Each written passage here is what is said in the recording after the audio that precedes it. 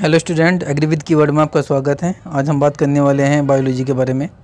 काफ़ी स्टूडेंट का कमेंट था कि कह रहे थे कि सर इस पे एक वीडियो लाइएगा। ओके, तो इस पे दो पार्ट आएंगे। पार्ट 1 ये है, इस वीडियो में हम क्या करने वाले स्टूडेंट, 2021 का जो पेपर आया था दिसंबर 2021 का, उस पेपर को हम क्या करेंगे, पूरा सोल्व करेंगे। ठीक है, उसके क्वेश्चन भी और आंसर भी, लॉन्ग क्वेश्चन, शॉर्ट क्वेश्चन, सभी क्वेश्चन को यहाँ पर डिस्कस किया जाएगा।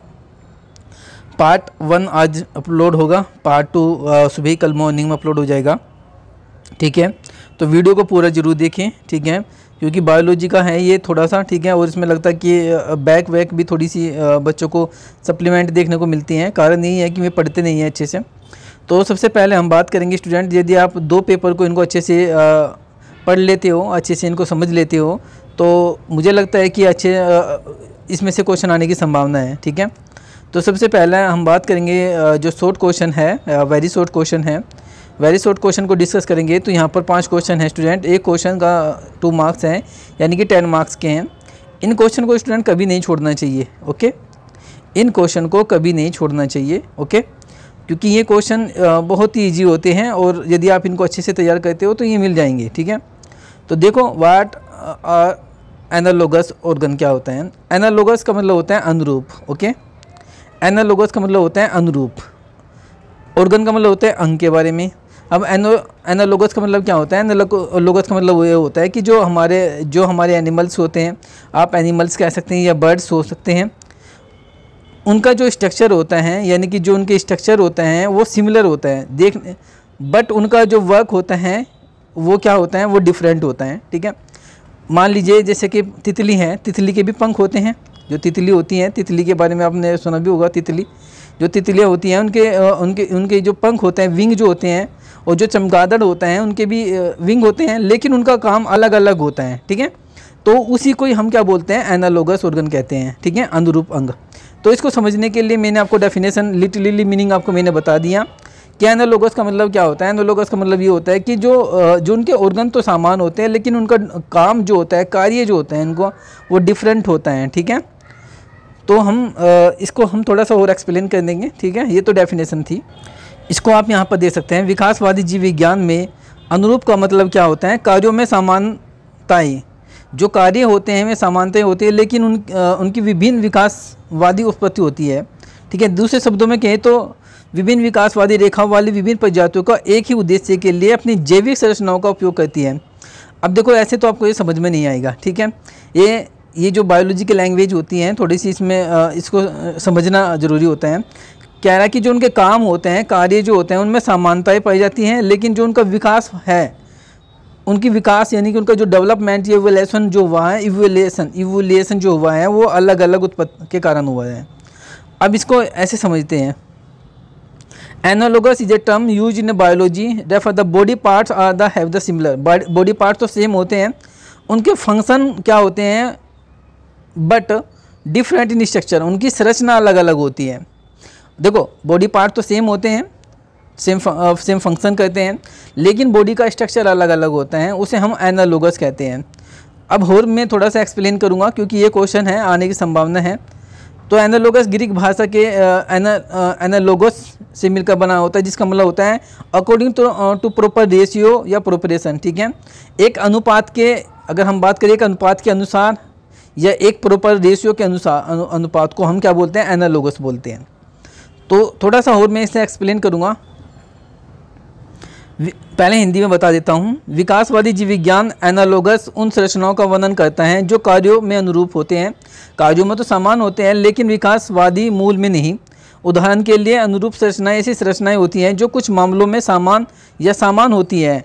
उदाहरण के लिए कार्यों में उपस्थिति में, लेकिन विकासवादी उत्पत्ति या विकासात्मक उत्पत्ति में नहीं होती। जैसे तितली के जो पंख होते हैं और हेमिंग बर्ड के जो पंख होते हैं, वे अनुरूप होते हैं, एनालोगस होते हैं। ठीक है, तो ये पूरी डेफिनेशन है, आप इसे अच्छे से लिख लेना। ठीक है, सिंपल सी बात है कि अगर उनके सिमिलर फंक्शन होते हैं, बॉडी का जो पार्ट होता है उनके अंदर सिमिलर फंक्शन होते हैं, बट उनका क्या होता है, डिफरेंट स्ट्रक्चर होता है। दिखा देता हूँ। अब देखिए, यहाँ पर मनुष्य और चमगादड़ जैसे स्तनधारियों में अग्रपद यानी कि आगे के जो पैर होते हैं, समजाति होते हैं, समान संरचनाएं होती हैं। उनके पास एक समान कंकाल संरचना है, जिसमें हुमरस, रेडियस अल्ना और कार्पाल शामिल होती हैं, जैसे कि ये आप सब देख सकते हो। ठीक है, कहने का मतलब बच्चों ये है कि इनके जो संरचनाएं होती हैं यानी कि बॉडी का स्ट्रक्चर सेम होता है, इससे ज़्यादा एक्सप्लेनेशन करने की ज़रूरत नहीं है, ये सब आप लोग समझ गए होंगे। ठीक है, अब क्वेश्चन चलते हैं नेक्स्ट। थोड़ा सा इंग्लिश में भी बता देता हूँ, मैंने डेफिनेशन तो बता दिया है, थोड़ा सा और एक्सप्लेन कर देता हूँ इंग्लिश में। इसे आप देख सकते हैं इंग्लिश के जो स्टूडेंट हैं, व्हाट और analogous structure. Analogous structure are those structure in different species which perform the same function, have same similar appearance and structure but are not evolved together, therefore do to share a common ancestor. ठीक है, जो ये do not share common ancestor यानी कि जो उनके पूर्वजों के द्वारा नहीं आता है। एनालोगा की स्ट्रक्चर होती है, मैंने आपको पहले बताया, एक संरचना होती है जो डिफरेंट स्पीसीज अलग अलग स्पीसीज में पाई जाती हैं, ये परफॉर्म करते हैं सेम फंक्शन। ठीक है, मैंने आपको पहले ही बता दिया था, ये इंग्लिश में था बट ठीक है, वो पहले भी मैंने इंग्लिश में बता दिया था, तो इतना एक्सप्लेनेशन बहुत है। आगे हम क्वेश्चन, यदि वीडियो पसंद आ रहा है तो वीडियो को लाइक जरूर कीजिएगा। ओके, अगर पहली फर्स्ट टाइम चैनल पर आए तो चैनल को सब्सक्राइब करके जाइएगा। यहाँ पर बीएससी एग्रीकल्चर से संबंधित वीडियो आगे भी आपको मिलती रहेगी, नेक्स्ट सेमेस्टर भी पूरे। ठीक है, अब आते हैं question. Short note of the मरुदभिद पौधे होते हैं या आपका जीरोफाइट्स आप कह सकते हैं। देखो जीरोफाइट्स क्या होते हैं ऐसे स्टूडेंट, जीरोफाइट्स ऐसे प्लांट्स होते हैं या ऐसे पौधे होते हैं जहाँ पर कहाँ पर ड्राई एरिया में ग्रो होते हैं, जिनको पानी की की कम आवश्यकता पड़ती है। जैसे कि अब मैं कह सकता हूँ एगेव होता है। ठीक है, एगेव है, जैसे कि नागफनी का नाम आपने सुना होगा, नागफनी जो कांटे वाला होता है, वो सब इसमें जीरोफाइट्स के अंतर्गत आते हैं। बट हम थोड़ा सा एक्सप्लेनेशन अच्छे से करेंगे और तो नेक्स्ट चलते हैं। तो पहले इंग्लिश में देख लेते हैं थोड़ा सा। जीरोफाइट्स का मतलब क्या होता है। देखो स्टूडेंट, जीरोफाइट्स का मतलब होता है कि ऐसे पौधे यानी कि ऐसे प्लांट्स जो पानी की कमी के कारण जहाँ पर पानी की कमी होती है, या ड्राई लैंड एरिया या ड्राई एरिया, सूखा क्षेत्र जहाँ पर जिनको पानी की कम आवश्यकता होती है, वहाँ पर ये ग्रो होते हैं, उन्हें क्या बोलते हैं, जीरोफाइट्स बोलते हैं। The plants which grow in the dry habitat. ठीक है, ड्राई मतलब सूखे की आदत जिसको होती है, या फिर जेरिक्स कंडीशन जो होती है। ठीक है, characteristic plants to of desert and semi desert region, yet they can grow in a mesophyites condition where available water is a sufficient quantity। Okay, जहाँ पर जो वाटर होता है सफिशेंट क्वांटिटी में रहता है, वहाँ पर ये ग्रो होते हैं। विद स्टैंड द ये सब डेफिनेशन है। थोड़ा सा इनकी बात करें तो टू एब्जॉर्ब। अच्छा ये बताओ, कुछ लोग कहेंगे सर ये बताओ, अगर ये ड्राई एरिया में, ओके ड्राई लैंड एरिया में या कि ड्राई एरिया में ये ग्रो हो रही हैं, चलो ठीक है, पानी कहाँ से लेते होंगे सर। ठीक है, पानी अपटेक कहाँ से करते होंगे। जो आप इनके अगर नागफनी का प्लांट्स देखा होगा तो उसमें कांटे होते हैं, लीफ होती हैं, छोटी छोटी पत्तियाँ होती हैं, ब्रॉड लीफ होती हैं, तो वहाँ पर ये क्या होते हैं, उनके जो रंध्रकाश होते हैं, स्टोमेटा जो होते हैं, उनमें पानी इकट्ठा हो जाता है। ठीक है, और वहाँ पर ये क्या कहते हैं, वहाँ से पानी जो होता है ये अपने अपटेक करते हैं, यानी कि पानी को एब्जॉर्ब करते हैं और अपनी लाइफ साइकिल को कंप्लीट करते हैं। ठीक है, तो ये इसका कॉन्सेप्ट है कि पानी कहाँ से लेते हैं। To absorb such water,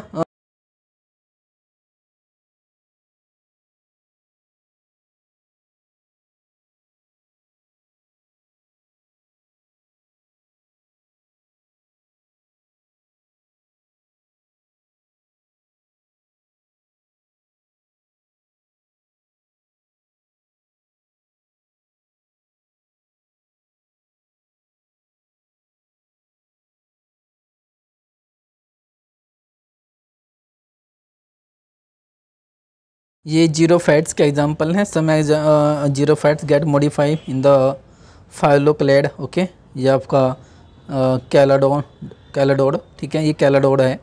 okay, ये भी इसमें अंतर्गत, ये आपने देखा होगा काफ़ी बार, आपने देखा होगा ये लगा हुआ। ठीक है, ये ऑर्नामेंटल प्लांट्स होते हैं, बट ये जीरोफाइट्स हैं। ओके, ये क्या करता है, वाटर को यहाँ पर एब्जॉर्ब कर लेता है। जब भी आप यहाँ पर देखोगे तो यहाँ पर गीला होता है। ठीक है, क्या होता है स्टूडेंट, गीला होता है ये। ओके, तो आप लोग यहाँ पर देखोगे तो यहाँ पर मॉइस्चर होती है, तो यहाँ से ही इसी से क्या करता है वो, ये प्लांट यहाँ से ही जो वाटर है, इनकी जो स्टोमेटा होते हैं, रंध्रकाश वगैरह जो होते हैं स्टोमेटा, जहाँ पर पानी इकट्ठा होता है, तो यहाँ से ये पूरे अपने प्लांट्स पर पहुँच जाता रहता है। उसके बाद आती है बात यूफोरबिया, नाम सुना होगा आपने यूफोरबिया। ये भी आप इसे भी वेजिटेटिव प्रोपगेशन के द्वारा प्रोपगेट कर सकते हैं। इसकी स्टेम लगा दीजिए तब भी हो जाएगा ये। ठीक है, आपने ये देखा होगा ये कॉलेज के अंतर्गत है, अंदर में है, पार्किंग के पास ये लगा हुआ है। ठीक है, अगर आप घूमते हुए इधर जाओगे तो मैं आपको बता भी देता हूँ, जो स्टैचू एक जहाँ पर वो फ़ोटोकॉपी वाले की दुकान है तो उस पर एक स्टैचू बना हुआ है, तो उसी के पास ये लगा हुआ है यूफोर्बिया। फूल भी देख सकते हैं आप इसके। ठीक है, एस्पेरेगस है, एस्पेरेगस भी इसी तरह में इसके अंतर्गत आता है। तो स्टूडेंट ये मैंने आपको बताया है जीरोफाइट्स के बारे में। अगर क्वेश्चन आता है तो आप आराम से लिख दीजिएगा, कोई दिक्कत नहीं है। कोई भी एग्जांपल अगर आपसे पूछे तो 2 है, 4 हैं, इनमें से 2 आप लिख देंगे तब भी आपके 2 नंबर मिल जाएंगे। ठीक है, तो ऐसे प्लांट्स जिनको वाटर की कमी की आवश्यकता पड़ती है, और जो वाटर जो होते हैं पानी कहाँ से लेते हैं स्टूडेंट, मैंने आपको पहले बताया कि स्टोमेटा में ये इकट्ठा कर लेते हैं, बाद में अपनी लाइफ साइकिल को कंप्लीट करने के लिए पानी यहाँ से एब्जॉर्ब करते हैं। ये क्वेश्चन क्लियर हो गया होगा, आशा करता हूँ। नेक्स्ट क्वेश्चन पे चलते हैं। व्हाट इज कन्वर्जेंट इवोल्यूशन, क्या होता है? कन्वर्जेंट इवोल्यूशन का मतलब ये होता है अभिसरण विकास। अब अभिसरण विकास क्या होता है? मान लीजिए देखो आपने चलो मैं आपको दिखाता हूँ। पहले तो देखो दोनों लिखा है यहाँ पर, हिंदी में इंग्लिश में लिखा है, यहाँ पर हिंदी में लिखा है। आप चाहे तो जो आपको ठीक लगे आप पढ़ सकते हैं। देखो सिंपल सी बात है, कन्वर्जेंट इवोल्यूशन क्या होता है? It dependent okay independent okay evolution of the similar feature. Similar feature होते हैं student in species of the different period of. ठीक है, डिफरेंट स्पीसीज में, डिफरेंट पीरियड स्पीसीज में जिसमें सिमिलर फीचर होते हैं epoch in time. Convergent evolution create the analogous structure. Analogous structure होती है, मैंने अभी बताया था एनालोगस स्ट्रक्चर क्या होती है। Structure that have the similar from function but we are not present in the last common ancestor of this group. ठीक है, मतलब कहने का मतलब स्टूडेंट ये है, कन्वर्जेंट क्या होता है, एक इवोल्यूशन होता है, इवोल्यूशन क्रिएटर्स। ठीक है, एनालोगस स्ट्रक्चर की तरह का होता है जिसमें सिमिलर क्या होते हैं, फंक्शन होते हैं। ये तो सिमिलर होंगे ही या उनके अंदर फंक्शन होगा, but not present in the last common, यानी कि कॉमन एनिसेस्टर का मतलब क्या होता है, इसे हम समझ लीजिए। एनिसेस्टर का मतलब होता है पूर्वज, उनके पूर्वज में के ग्रुप में वो लास्ट एनिसेस्टर में वो नहीं होता है, प्रेजेंट नहीं होते हैं। अभी सारी क्रम विकास 2 विभिन्न जीव वैज्ञानिक जातियों में भिन्न समय पर स्वतंत्र रूप से हुए क्रम विकास से एक ही प्रकार के शरीर लक्षण उत्पन्न होने की प्रक्रिया होती है। देख लीजिए, देखो जैसे आपने हाथी देखा है, हाथी किसी ने देखा, बिल्कुल हाथी देखा होगा, तो डॉल्फिन भी जो देखा होगा, थोड़ा सा सेम होता है उनके अंदर। अभी सारी क्रम विकास 2 विभिन्न जीव वैज्ञानिक प्रजातियों में भिन्न समय पर स्वतंत्र रूप से क्रम विकास के एक ही प्रकार के शरीर लक्षण उत्पन्न होते हैं, होने की एक प्रक्रिया होती है। यहाँ से क्वेश्चन है और आंसर भी यहाँ पर मिल गया कि क्या होता है स्टूडेंट, जातियाँ जो होती है, स्पीसीज जो होती हैं, उनमें क्या होता है, डिफरेंट क्या होता है, मतलब उनके अंदर विभिन्न समय पर स्वतंत्र रूप से क्रम विकास से एक ही प्रकार के शरीर लक्षण जो उत्पन्न होने की प्रक्रिया जो होती है, उसे हम क्या बोलते हैं, कन्वर्जेंट इवोल्यूशन बोलते हैं। साधारणतः आप समझ सकते हैं किसी एक जैसी आवश्यकता की पूर्ति के लिए भिन्न जातियों में विकसित होने वाली किसी शरीर अंग या अन्य लक्षण में ये देखा जा सकता है। अब थोड़ा सा इसको हम ओपन कर लेते हैं, आप इसको भी देख सकते हैं। ये तो उतना हो ही गया।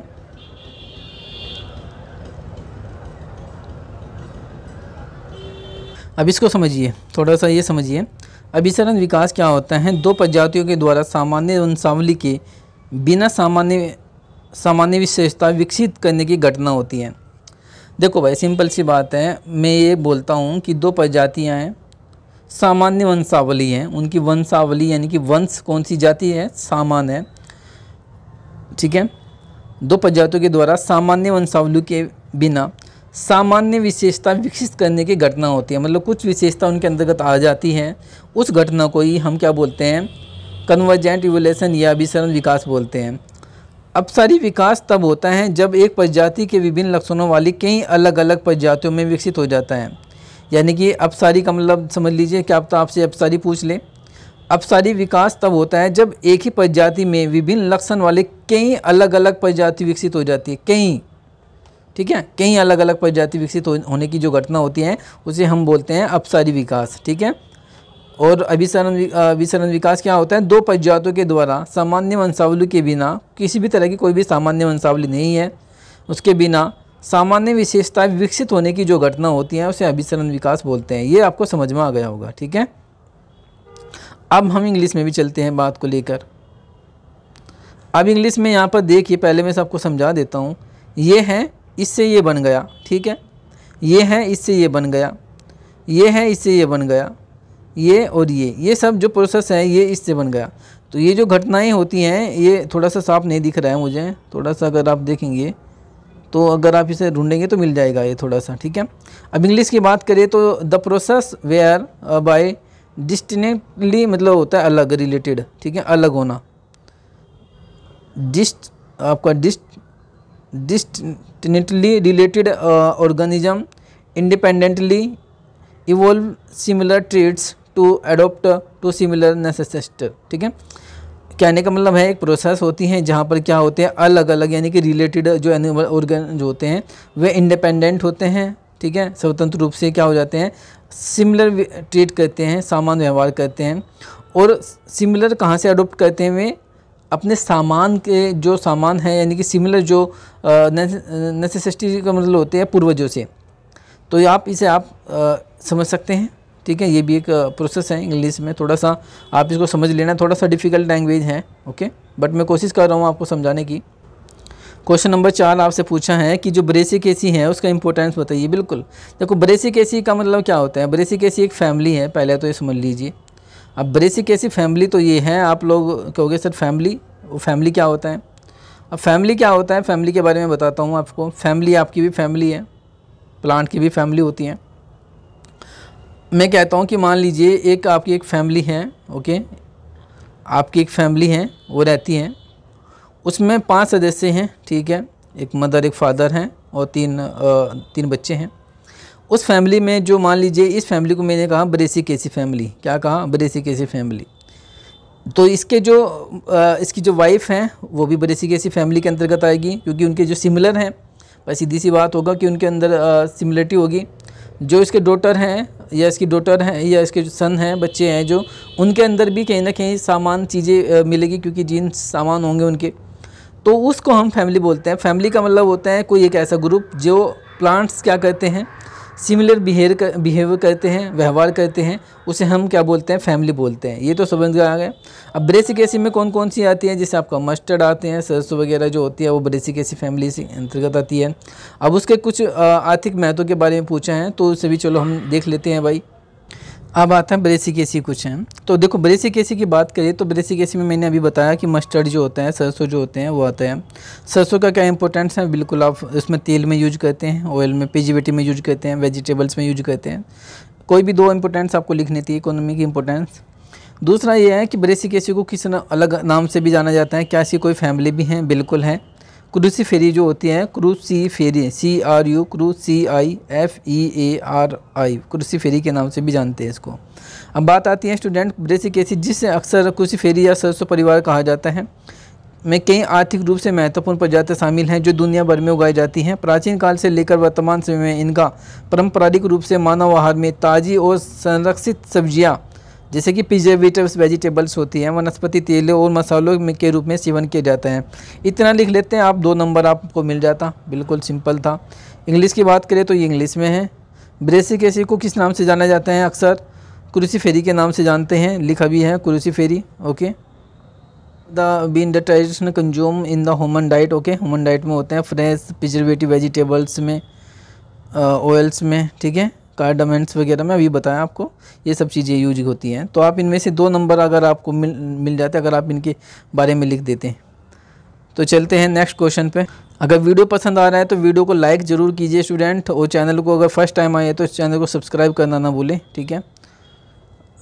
क्वेश्चन है, शॉर्ट नोट लिखना है किस पे, राइबोसोम पे। बिल्कुल भाई, राइबोसोम्स के बारे में बहुत सारे स्टूडेंट जो बायोलॉजी के हैं वो तो जानते होंगे राइबोसोम्स, ठीक है। चलो हम इस पर डिस्कस कर लेते हैं। अब देखो राइबोसोम्स क्या होता है स्टूडेंट, राइबोसोम के बारे में देख लेते हैं। राइबोसोम्स आरएनए में लिखित एक आनुवंशिक कोड को अमीनो एसिड अनुक्रम में अनुवाद करके प्रोटीन का संश्लेषित करता है। प्रोटीन सिंथेसाइज करने का काम कौन करता है, ये बताइए। प्रोटीन को सिंथेसाइज करने का काम राइबोसोम करते हैं। एक बात है, बस यही इसका काम है। यह सार्वभौमिक रूप से जिम्मेदार है पेप्टाइड संश्लेषण की शुरुआत में, बढ़ाव में, समाप्ति को पूरा करने के लिए राइबोसोम सेलुलर सहायक प्रोटीन, घुलनशील स्थानांतरण, आरएनए और चयापचय मेटाबॉलिज्म जिसे आप कहते हैं, मेटाबॉलिज्म का उपयोग करता है, ठीक है। ये तो हिंदी में डेफिनेशन है, ये इंग्लिश में है आप लोगों के लिए। Mention about the ribosomes are the molecular machine है responsible for the protein synthesise. A ribosome made of the out of RNA and the protein and each ribosomes consist of the to.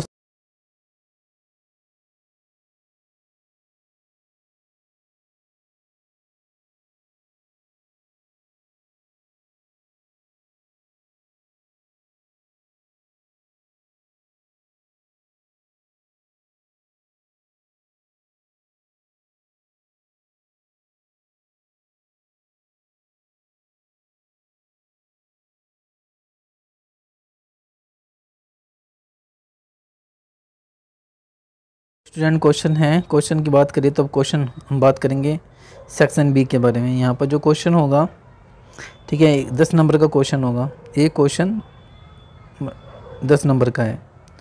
अगर आप मेरे से एक question पूछोगे sir मैं क्या पढ़ूँ कि मुझे 10 नंबर मिल जाए, तो बिल्कुल एक क्वेश्चन मैं आपको बताता हूँ। जितनी भी आपकी क्रॉप है बायोलॉजी, इंट्रोडक्शन ऑफ बायोलॉजी का मैं सिलेबस डिस्कस करूँगा, उसमें जितनी भी फसलें हैं, अगर आप चाहे कमेंट में लिख देना कि मैं उसका PDF भेज दूंगा, ठीक है। चार्ट का जो फसल की चार्ट है, आप फसल बता देना, क्रॉप बता देना। उसमें जब मैं डिस्कस करूंगा उसका बायोलॉजी के सिलेबस पे, तब मैं उसको आपको बताऊंगा कि 10 नंबर आपको जाते ही आपके एग्ज़ाम में इस क्वेश्चन से मिलेंगे, ठीक है। तो थोड़ा सा मैं आपको बता दूंगा। बोटानिकल नेम और फैमिली, जितनी भी फसलें हैं उनको तो ज़रूर याद करें। देखो ये इंट्रोडक्शन ऑफ बायोलॉजी है, इसमें ऐसा नहीं है कि आपको बायोलॉजी का मूल मंत्र नहीं देना है, केवल बायोलॉजी का को रूबरू कराना है, गो थ्रू कराना है आपको, ठीक, कि आप जाओ इसे देखो, ठीक है। एक बार देखो इसे कि ये किस तरह से है, बस इंट्रोडक्शन है इसका, ऐसा डीपली पढ़ने की कोई ज़रूरत नहीं है, ठीक है। थोड़ा सा इंट्रोडक्शन है। तो क्वेश्चन की बात करें तो क्वेश्चन ये पूछा गया है, right the botanical name family, okay, of the flowering plants. जो नीचे दिए गए हैं उनके पौधों के वनस्पति नाम और उनकी कुल लिखना है, बस। केवल कितने दिए होंगे? लगभग 5 दिए होंगे। एक क्वेश्चन 2 का है तो 10 नंबर आपको सिंपल मिल जाएंगे। अब देखो यहाँ पर पी है तो इसका बोटानिकल नेम पायसम सेटाइवम होता है, फैमिली पोएसी होती है। मस्टर्ड का बोटानिकल नेम जो होता है, मस्टर्ड का ब्रेसिका स्पीसीज होती है। अभी मैंने बताया था ब्रेसिकेसी फैमिली से है, तो ब्रेसिकेसी फैमिली से है तो ब्रेसिका स्पीसीज इसकी बोटानिकल नेम हो जाएगा। और फैमिली मैंने अभी बताया क्रोसिफेरिबीस की फैमिली होती है और ब्रेसिकेसी भी होती है। पायसम सेटाइवम अभी मैंने आपको बता दिया। हार्डियम वल्गेयर इसका बोटानिकल नेम है जौ का, ये गेहूँ की तरह दिखता है तो इसलिए ग्रेमिनी फैमिली से बिलोंग करता है। कैबेज है, कैबेज इसे हम गोभी बोलते हैं। देखो 2 तरह के होता है, एक होता है कॉलीफ्लावर, एक होता है कॉलीफ्लावर, एक होता है कैबेज। दोनों में अलग अलग होता है फंडा। इन्होंने तो गोभी लिख दी, बट ऐसा इन्होंने गलत लिखा यहाँ पर। जो कैबेज है इन्होंने ये बस इंग्लिश में से लिखा, हिंदी में गलत है ये। जो कैबेज होता है वो पत्ता गोभी होता है स्टूडेंट, पत्ता गोभी या बंद गोभी जिसे आप कहते हैं। और जबकि कॉलीफ्लावर जो होता है वो क्या होता है? कॉलीफ्लावर जो होता है वो क्या होता है? वो आपका फूल गोभी होता है। आई बात समझ में? तो अगर आपसे पूछते हैं तो कैबेज पूछते हैं तो कैबेज का बोटानिकल नाम होता है ब्रेसिका ओलेरेसिया, वैरायटी कैपिटेटा, फैमिली है ब्रेसिकेसी। अगर आपसे पूछते हैं फूल गोभी का तो ब्रेसिकेसिया ओलेरेसिया, वैरायटी एट्राइटिस, ठीक है, बोट्राइटिस। कैपिटेटा होता है कैबेज का, बोट्राइटिस होता है कॉलीफ्लावर का। आप इसे भी देख सकते थे। बट यहाँ पर एक क्वेश्चन मैं बताऊंगा कि इसका खाए जाने वाला जो भाग होता है, कैबेज का खाए जाने वाला जो भाग होता है उसे हम हेड बोलते हैं, और फूल गोभी का खाए जाने वाला जो भाग होता है उसे हम कर्ड बोलते हैं, CURD कर्ड, ठीक है, CURD कर्ड। उसके बाद बात करें तो हम गन्ने का बोटानिकल नेम हर आदमी जानता है, ठीक है। तो फिर भी ये 5 इस क्रॉप है इनके बोटानिकल नेम फैमिली जरूर याद कर लीजिए। अब हम थोड़ा सा इन पे डिस्कस कर लेते हैं, थोड़ा सा आपको दिखा देते हैं। अब देखिए स्लाइड है, साइंटिफिक क्लासिफिकेशन है। प्लांट की बात करें तो किंगडम है, ऑर्डर की बात करें तो ब्रेसिकेसी है। फैमिली और वंश को दोनों को मिला दिया जाए तो उसका बोटानिकल नेम बन जाता है। फैमिली ब्रेसिकेसी है और जिनस आपका ब्रेसिका है, ठीक है। तो ब्रेसिका स्पीसीज इसके क्या है बोटेनिकल नेम। ये किसका है? मस्टर्ड है। ये सरसों का पौधा है, आप लोगों ने देखा भी होगा सरसों का, ठीक है। ये सब हो गया। सरसों की मॉर्फोलॉजी की बात करें, फ्लावर्स की बात करें तो येलो कलर के फ्लावर्स होते हैं, ठीक है। 6 स्टेम होते हैं, 6 स्टेम्स इसके अंदर होते हैं, तने। ओवेरी सुपीरियर होते हैं, बट ये आपसे कोई पूछता नहीं है, इतना पूछा था। बोटानिकल नेम की बात करें तो यहाँ पर आप देख सकते हैं, ये आपका पी है, मटर। पायसम सेटाइवम होता है, इसका बोटानिकल नाम लिखा भी है, पायसम सेटाइवम है। कॉमनली से लेग्यूमिनियस क्रॉप्स के नाम से जानते हैं, सब्जी वेजिटेबल्स हैं ये। दलहनी फसलें हैं, दलहनी फसल देखो, एक पल्स क्रॉप होता है, पल्स क्रॉप। पल्स क्रॉप का नाम सुना होगा आपने, बिल्कुल सर। दलहनी फसलें का नाम आपने सुना होगा, ठीक है। एक आपकी लेग्यूम फसलें होती हैं, दोनों में अंतर क्या होता है? जो लेग्यूम फसलें होती हैं उनमें पोड होते हैं। पोड मतलब जैसे कि इस तरह के हैं, ये पोड है। चना, आपने उड़द देखा होगा, उड़द देखा, उड़द तो वो पोड की तरह होते हैं, यानी कि जब आप उसका इस तरह का गुंछा होता है तो इस तरह के उसके अंदर पोड पाए जाते हैं, तो उसे हम लेग्यूमिनस क्रॉप बोलते हैं। जबकि जो दालें वाली फसलें होती है, पल्स क्रॉप जो होती हैं, उनके जो पोड होते हैं या वे 2 पार्ट में डिवाइड हो जाती हैं, ठीक है, बट वे पोड में नहीं होती है, ठीक है। तो ये डिफरेंस होता है। कोई पूछेगा तो बता देना भाई, लेग्यूमिनेसी में भी क्या होता है अंतर। तो ये लेग्यूमिनेसी फैमिली का है, पायसम सेटाइवम बोटानिकल नेम है। मटर का पूछा गया था आपसे 2 नंबर में, आप इसका आंसर दे सकते थे आराम से। ज़्यादा जानने की कोशिश करना चाहते हो तो बिल्कुल आप जान सकते हो, ये रहा पूरी डिटेल्स हैं। फैबेसी फैमिली का है ये, पायसम लेग्यूमिनेस या पायसम सेटाइवम्स हैं। एल जो होता है ये स्पेसीज होती है, ठीक है। बारले की बात करें तो बारले देख लीजिए, गेहूं की तरह दिखता है बारले यानी कि जो आपने देखी होगी, इस तरह से होता है। हार्डियम वल्गेयर होते हैं 6 रो बारले का मतलब होता है जिसके अंदर 6 रो होती है। 2 रो का मतलब होता है जिसके अंदर 2 रो होती हैं, 2 रे बार, ठीक है।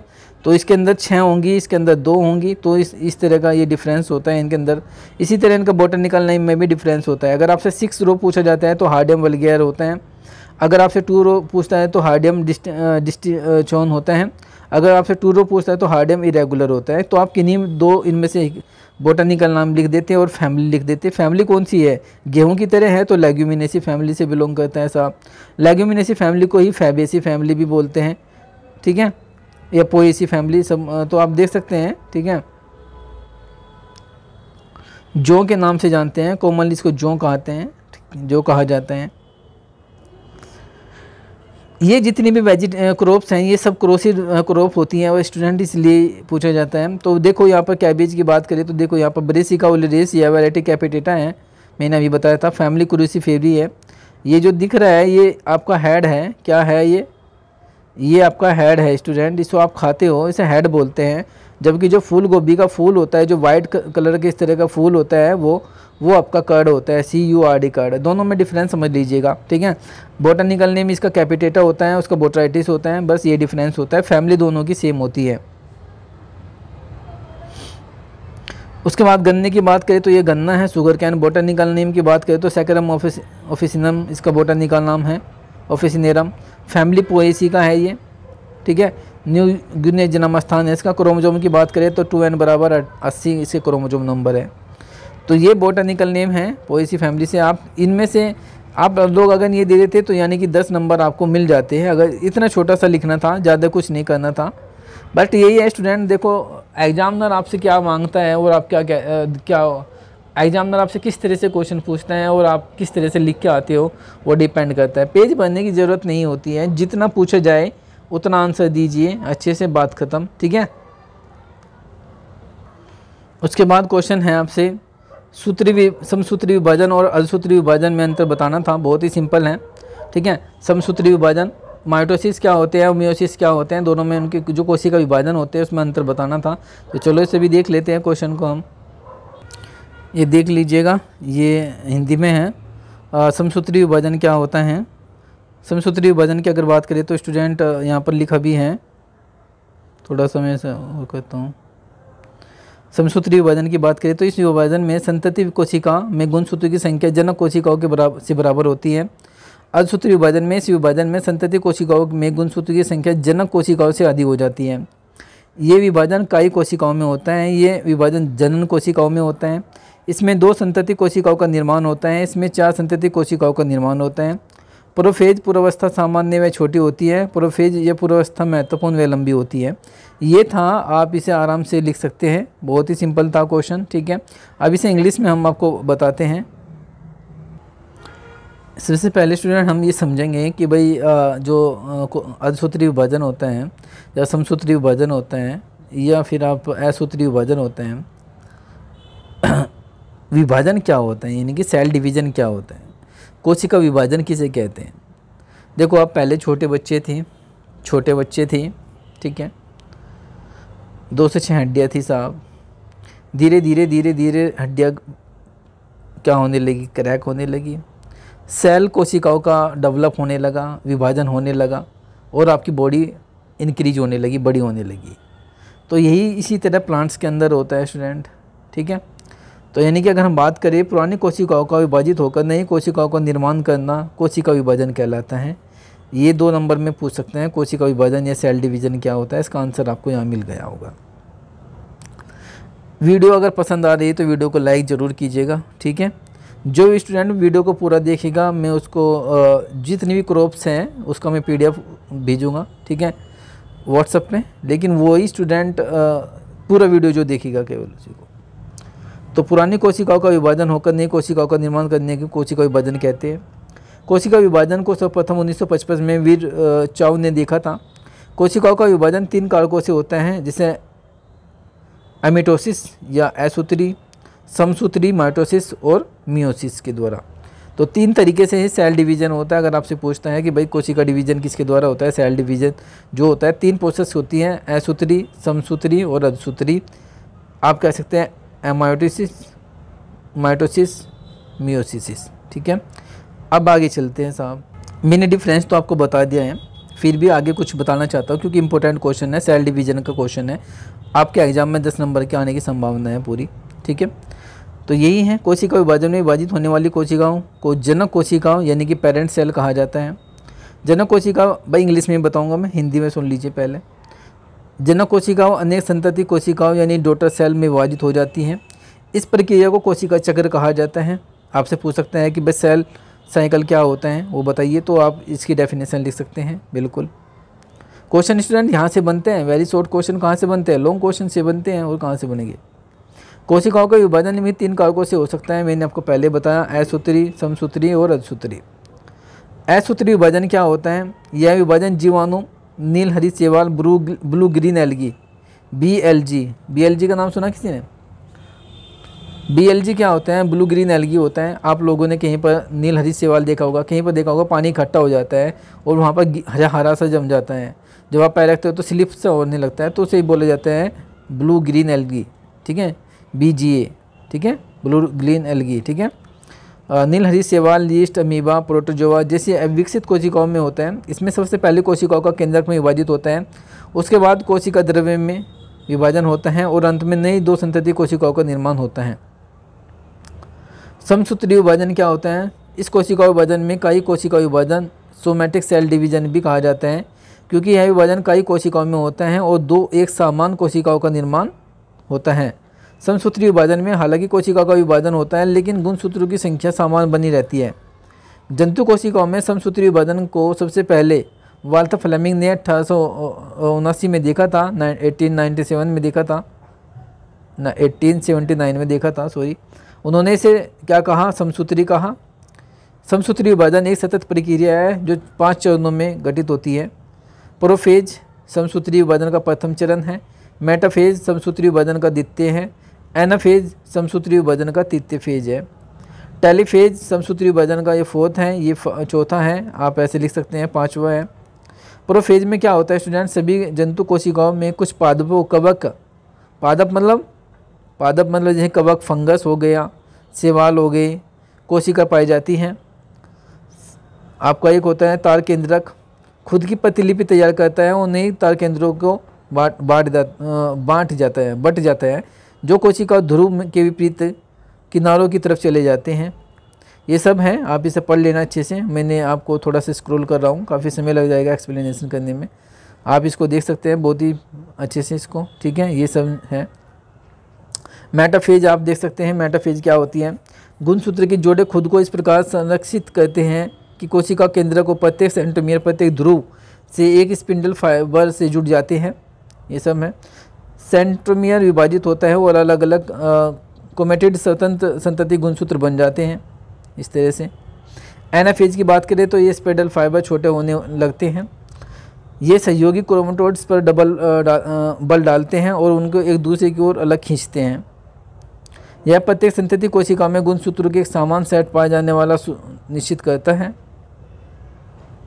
टेलीफेज क्या होता है? गुणसूत्र एक पतला होता है, नाभिकीय आवरण बनता है, यानी कि प्रत्येक नए गुणसूत्र समूह के चारों तरफ नाभिकीय झिल्ली बन जाती हैं। संतति गुणसूत्र किनारों पर पहुंचते हैं, स्पिंडल फाइबर पूरी तरह समाप्त हो जाता है। ये आप देख सकते हैं। साइटोकाइनिन्स पूछा जा सकता है 2 नंबर में। नाभिकों के विभाजन के बाद कोशिका द्रव्य में विभाजित होना, उसे हम क्या बोलते हैं? साइटोकाइनिन्स बोलते हैं। मूल वृहद कोशिका 2 छोटी एक समान कोशिकाओं में बट जाती हैं। प्रत्येक संतति कोशिकाओं भोजन ग्रहण करती हैं और विकसित होती हैं तथा विभाजित हो जाती है। प्रक्रिया लगातार चलती रहती है।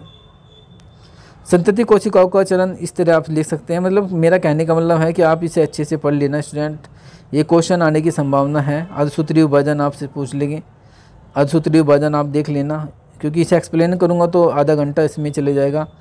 प्रोफेज 1, प्रोफेज 2 इस तरह से होते हैं ये सब। मेटाफेज, एनाफेज, ठीक है, टेलीफेज, ठीक है, और ये सब प्रोफेज 1, ये सब मैंने आपको बता दिया है, ठीक है। आप इसको देख लेना अच्छे से, दिखा देता हूँ ताकि आप स्क्रीनशॉट ले लिए, इसके स्क्रीनशॉट ले लेना इसका, ठीक है। इतना है, मोस्ट इम्पोर्टेंट है ये क्वेश्चन इम्पोर्टेंट है, बता रहा हूँ। 10 नंबर का आने की संभावना है कल। अब बात आती है स्टूडेंट इंग्लिश के बारे में कि कुछ लोग इंग्लिश से भी जुड़े हुए हैं हमारे साथ, तो उनका भी हमें ध्यान रखना पड़ता है भाई। माइटोसिस क्या होता है? माइटोसिस ये प्रोसेस होते हैं asexual reproduction in which the cell divide into 2 product producing a replica with the equal number of chromosome is resulting diploid cell. Okay, कह रहा है कि जो माइटोसिस होता है एक प्रक्रिया होती है किसकी? एसेक्सुअल प्रोपेगेशन की, एसेक्सुअल रिप्रोडक्शन की। अब देखो एसेक्सुअल रिप्रोडक्शन क्या होता है? एसेक्सुअल रिप्रोडक्शन का मतलब होता है जब किसी जब किसी प्लांट्स को या किसी सेल का प्रोपेगेट किसके द्वारा होता है? वेजिटेटिव पार्ट्स के थ्रू होता है उसे हम एसेक्सुअल रिप्रोडक्शन बोलते हैं। एसेक्सुअल रिप्रोडक्शन का मतलब होता है कि भाई लैंगिक जनन होना, ठीक है, अलैंगिक जनन होना, अलैंगिक जनन होता है। तो ये डिवाइड होती है 2 में, डिप्लिका में और इक्वल नंबर में। क्रोमोसोम जो होते हैं वो प्रत्येक क्रोमोसोम डिप्लॉयड सेल में आते हैं। मियोसिस में क्या होता है? मियोसिस ये टाइप ऑफ सेलुलर रिप्रोडक्शन, ये सेलुलर का है, कोशिकाओं का होता है, ठीक है, कोशिकाओं से इनका जन्म होता है। The number of the chromosome are the reduce by the half through the separation of the homologous chromosomes produced to haploid cell. कह रहा है कि जो यहाँ पर जो क्रोमोसोम होते हैं वे कम हो जाते हैं स्टूडेंट, क्या हो जाते हैं? कम हो जाते हैं, ठीक है। किसके थ्रू हो जाते हैं भाई? सेपरेशन के थ्रू हो जाते हैं, होमोलोगस हो जाते हैं क्रोमोसोम, ठीक है। तो ये सब चीज़ें हैं, आप लोग पढ़ लेना इसको, ये सब हैं। आप इसको डेफिनेशन में मैंने आपको बता दिया है, या आप ऐसे इसको कर सकते हैं, ठीक है। ये मियोसिस है, ये माइटोसिस है, इसका स्क्रीनशॉट ले लेना आप लोग। डिफरेंस की बात करें तो बिल्कुल ये कहाँ पर घटित होता है? ये सेल में होता है और ये ओनली जर्म में होता है, रिप्रोडक्टिव सेल जो होती है उसमें अंदर होता है। डेफिनेशन की बात करें, it is equational the division, okay, ये रिडक्शन डिवीजन होता है। डिस्कवर की बात करें तो वेल्दर फ्लेमिंग ने इसको डिस्कवर किया था और इसको ऑस्कर हर्टविग ने डिस्कवर की थी, यानी कि खोज। टाइप की बात करें, ये सेक्सुअल होता है और ये सेक्सुअल होता है। जेनेटिकली की बात करें तो ये सिमिलर होता है और ये डिफरेंट होता है। क्रॉसिंग ओवर की बात करें तो नो क्रॉसिंग ओवर, किसी भी तरह का क्रॉसिंग ओवर नहीं होता है। यहाँ पर मैक्सिमम क्रॉसिंग ओवर के द्वारा ही होता है क्रोमोसोम घटित। नंबर ऑफ डिवीजन की बात करें तो यहाँ पर 1 डिवीजन होती है, यानी कि 1 विभाजन होता है। यहाँ पर 2 विभाजन होते हैं। यहाँ पर पेयरिंग की बात करें तो कोई पेयरिंग नहीं होता है, इसमें 2 पेयरिंग बनते हैं, या बनते हैं, 2 नहीं बनते हैं।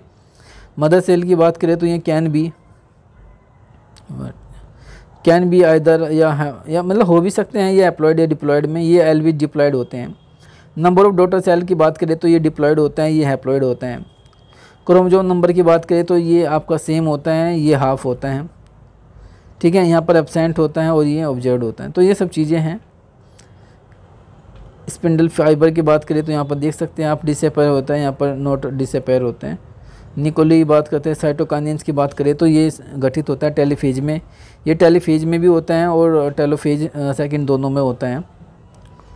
सेंट्रोसोम की बात करें तो मैंने उसमें बताया था, ये centrosome split during the anaphase, anaphase के समय दिखता है, ये कभी सेपरेशन नहीं होता है, अलग नहीं होता है। ये प्रोफेज सिंपल है, ये कॉम्प्लिकेटेड होता है।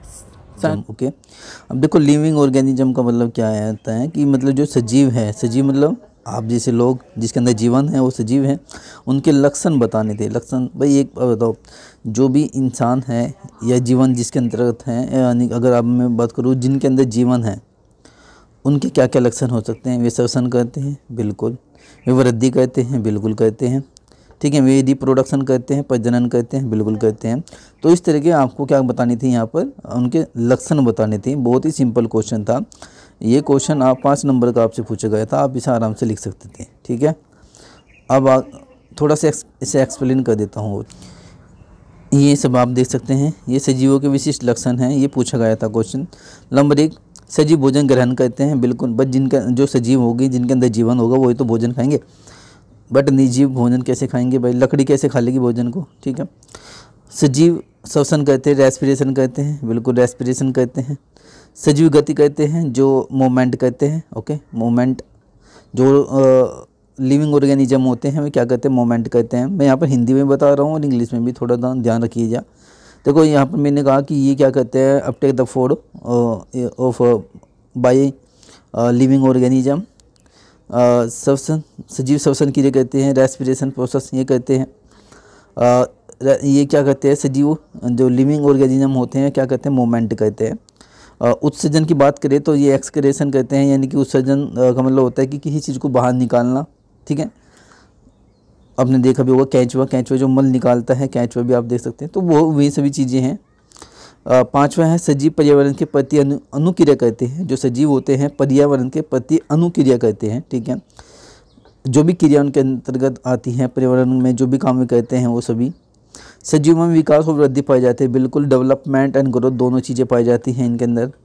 नंबर 7 है सजीवों में कोशिका संगठन होता है, बिल्कुल। देखो जो सजीव होते हैं, लिविंग ऑर्गेनिज्म होते हैं, उनके अंदर क्या होते हैं, सेल ऑर्गेनाइजेशन होता है, यानी कि कोशिकीय संगठन होता है, ठीक है। कोशिकीय संगठन ये सब आप देख सकते हैं। मोस्ट इम्पोर्टेंट क्वेश्चन था ये बहुत ही सिंपल भी था। 5 नंबर फ्री के थे, कुछ भी नहीं करना।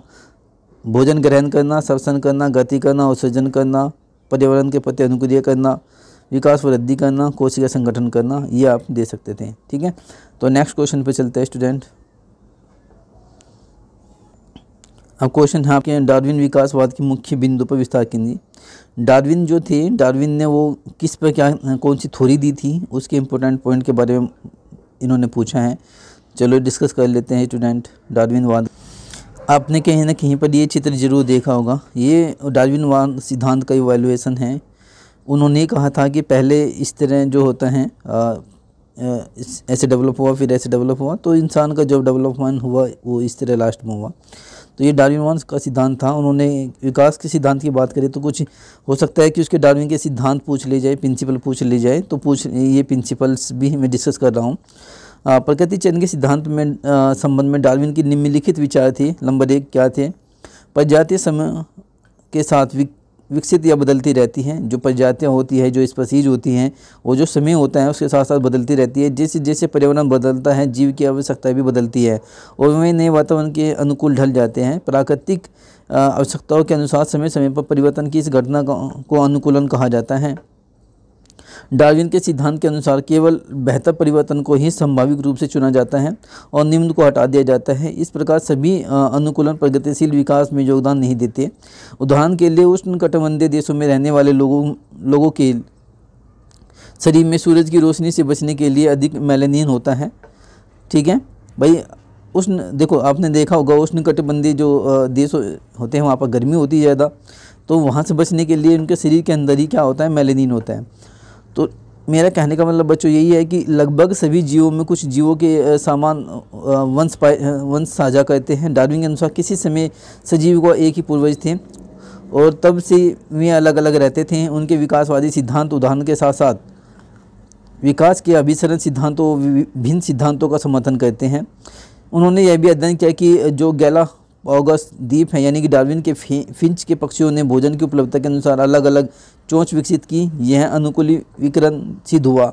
इसी तरह उन्होंने ऑस्ट्रेलिया मार्सुपिलियस का भी अवलोकन किया। तो मेरा कहने का मतलब ये है कि आप इस तरह से चीज़ें, उसके प्रिंसिपल थे, ये प्रिंसिपल थे उसके। बाकी ये पॉइंट आप लिख सकते हैं, जैसे विभिन्नता, किसी जीवों में समय समय के साथ एकत्रित होने वाले परिवर्तन आमतौर पर नई प्रजातियों को जन्म देते हैं। लंबा 2 वर्षक्रम, डिफ्रेंसिएशन इसे डिफरेंट बोलते हैं। वंशानुक्रम, यह पीढ़ी दर पीढ़ी विविधताओं का हस्तांतरण है जो अंत प्रजातियों की उत्पत्ति की ओर ले जाता है। नंबर 3, जनसंख्या वृद्धि की उच्च दर, इससे एक प्रजाति और पर्यावरण की क्षमता से अधिक जीवों का प्रजनन होता है। विभेदक, अस्तित्व व प्रजनन बेहतर विविधताओं किसी विशेष जीव की अस्तित्व को जन्म देती हैं और निम्न या नकारात्मक विविधताएं विलुप्त होने के कारण बनती हैं। बेहतर विविधताएं वे हैं जो प्रजनन के दौरान विरासत में मिलती हैं। तो ये सब चीज़ें थी स्टूडेंट, ठीक है। ठीक है, तो ये से आप डार्विन के सिद्धांत को आप लिख सकते थे आराम से। आगे क्वेश्चन है, फैबेसी कुल की विशिष्ट लक्षण, पुष्पचित्र, पुष्पसूत्रों एवं आर्थिक महत्व बताना है। देखो मैंने अभी बताया था फैबेसी जो होते हैं, जैसे मटर हो गया, पी हो गया, पी एक फैबेसी फैमिली से होता है। मटर के स्ट्रक्चर की बात करें तो उसके विशिष्ट लक्षण बताने थे और उसके पुष्प चित्र को बताना था। चलो मैं इसे आपको दिखाई देता हूँ कैसे इसका वर्णन करना था। फैबेसी का इंपॉर्टेंस महत्व किस लिए है, देखो मैंने बताया मटर जो होता है, मटर का आर्थिक रूप से क्या होता है, मटर को खाते भी हैं लोग, ठीक है, और मटर को खिलाते भी हैं। पशु के चारे के लिए, पशु के लिए अत्यधिक पौष्टिक अल्फा घास होता है, ठीक है। मानव आहार के लिए प्रोटीन जो बीन्स होती है, बीन्स जो होती है, बीन्स का नाम आपने सुना होगा, जो बीन्स खाते हैं, ये सब फैबेसी फैमिली से होता है स्टूडेंट। फैबेसी फैमिली को मतलब लेग्यूमिनेसी फैमिली भी बोलते हैं। जितनी भी दलहनी फसलें आती है, दलहनी मतलब लेग्यूमिनेसी फसलें जो भी जितनी भी आती हैं, सारी की सारी पोएसी फैबेसी फैमिली से बिलोंग करती है। इनका प्रयोग इंपॉर्टेंस क्या है, जैसे घास में फोडर में इसका यूज होता है, पशुओं को खिलाने के लिए, मनुष्य में प्रोटीन के लिए, ठीक है। तो ये आप लोग इतना पढ़ सकते हैं, ये इम्पोर्टेंट है इतना, ठीक है, ज़्यादा इसमें कुछ नहीं है। आप यहाँ पर देख सकते हैं स्टूडेंट, क्लासिफिकेशन देख सकते हैं, डिवीज़न इसका स्पर्मेटोफाइटा होता है, सब डिवीज़न एंजियोस्पर्म होता है, डाइकोटिलेडोन होता है, सब कोलोनस, ये सब है फैमिली है फैबेसी, ये सब है। आगे मैं थोड़ा सा वो दिखाऊंगा आपको। ये देखो फैमिली है, लेग्यूमिनेसी फैमिली में ये सब इसकी सब फैमिली होती है। आपको इनके कैरेक्टर्स के बारे में पूछा था, तो इसके हैबिट है, रूट है, स्टेम और लीफ होती है, ठीक है। ये आपके लीफ मतलब पत्तियां होती हैं, स्टेम मतलब तना होता है, और लीव्स मतलब पत्तियां होती है, स्टेम मतलब तना, रूट्स मतलब जड़ें होती है, और हैबिट माने होती है आदत, ठीक है। इस तरह की इनकी आदतें होती है, व्यवहार।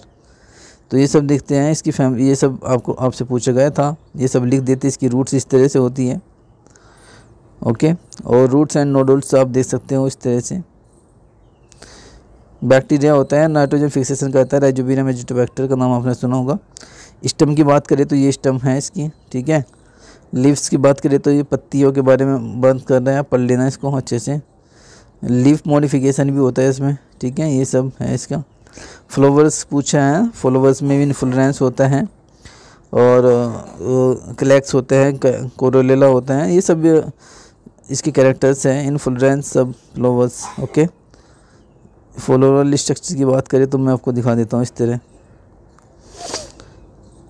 ये आपको करना था आराम से, इसे कोई भी मटर की पूरा बताना था। इसमें ऐसा नहीं है कि इसमें फसल लिखनी थी, फसल नहीं लिखनी थी स्टूडेंट। इसमें ये आपको स्ट्रक्चर दिखाना था कि सर इसमें इस तरह से स्ट्रक्चर होती हैं, ठीक है। तो ये सब चीज़ें थी, ओके। आप लोग इसे आराम से लिख लेना।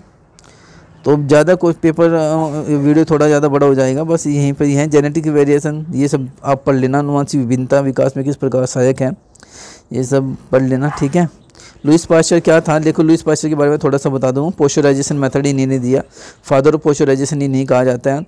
इन्होंने कहा था कि अगर आप दूध जो होता है, मिल्क जो होता है, उसको क्या कहते हो, या फिर आप कोई भी ऐसी चीज़ जो फूड से संबंधित होती है वो ख़राब ना हो, ठीक है। जैसे दूध के लिए इन्होंने था कि इन्होंने जो बैक्टीरिया होते हैं वे मर जाएंगे, क्योंकि उन्होंने क्या कहा था कि जो दूध को आप अपने घर पर भी देखा होगा, दूध को गर्म किया जाता है ताकि वो क्या होता है कि वो उबल जाए, ठीक है। तो उसमें होने वाले जितने भी micro organism, bacteria, harmful bacteria होते हैं मर जाए। तो यही लुईस पास्चर है, आप इसमें लिख देते हैं। विषाणु सजीवों में निर्जीवों में भी इसकी कड़ी है, एक अंतर बताना था। बस सजीव और निर्जीव के बारे में अंतर बताना था। जिंदा और मृत आदमी के बारे में बताना था। एक सजीव आदमी है, एक निर्जीव आदमी है, दोनों के बीच में कुछ एक विषाणु एवं सजीव विषाणु यानी कि जो वायरस हैं और जो लिविंग ऑर्गेनिज्म है, नॉन लिविंग ऑर्गेनिज्म है। तो विषाणु किस प्रकार उनमें एक मुख्य कड़ी के रूप में लिंक है, उसे एक्सप्लेन करना था।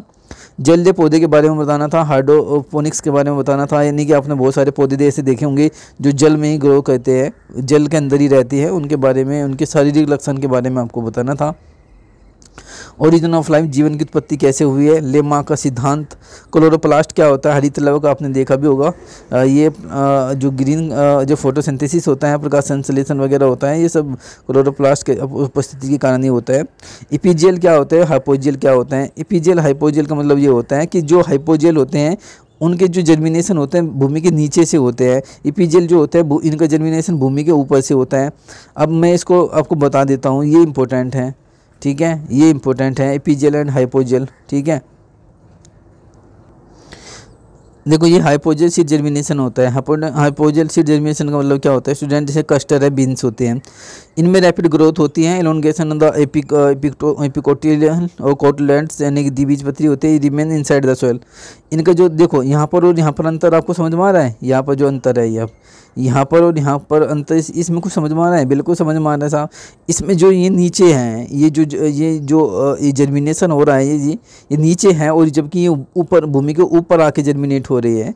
तो इनका दोनों का अंतर ही क्या कहलाता है, ये हाइपोजेल कहता है। भाई हाइपर मत हो, हाइपर मत लो, नीचे रहो, यानी कि जो इनमें क्या होता है इसे याद रखने का तरीका ये मैं बता देता हूँ। हाइपर का मतलब होता है भाई एकदम से ऊपर आना हो, भाई हाइपर मत हो, नीचे ही रहो, यानी कि इसका मतलब है कि यहाँ पर जो जर्मिनेशन होगा वो भूमि के नीचे होगा, यहाँ पर जो जर्मिनेशन होगा भूमि के ऊपर से जर्मिनेशन होगा, सोयल की सरफेस से ऊपर से जर्मिनेशन होगा। तो इंपॉर्टेंट क्वेश्चन है, मेज राइस इसका आंसर होता है, और इसमें आपका जितने भी बीन्स होते हैं, लेग्यूमिनेसी फैमिली आती है, सभी इसके अंदर आते हैं। तो ये था, ये सभी लगभग क्वेश्चन हमने डिस्कस कर लिया है स्टूडेंट। ओके, ये वीडियो में ज़्यादा लंबा नहीं बनाना चाहता हूँ, ठीक है। आपको मैंने एक ओवरव्यू दे दिया है, आप इनमें से सेल डिवीज़न जरूर पढ़ के जाइएगा, ठीक है। और ये सब जो इंपॉर्टेंट क्वेश्चन मैंने आपको बताए हैं इन्हें ज़रूर आप पढ़ें, ठीक है। म्यूटेशन वगैरह पढ़े आप, ठीक है। क्रॉसिंग ओवर पढ़े, प्रोकैरियोटिक यूकैरियोटिक कोशिका पढ़े, ठीक है। तो ये सब है। ओके, ये कौन सा क्वेश्चन खुल गया भाई,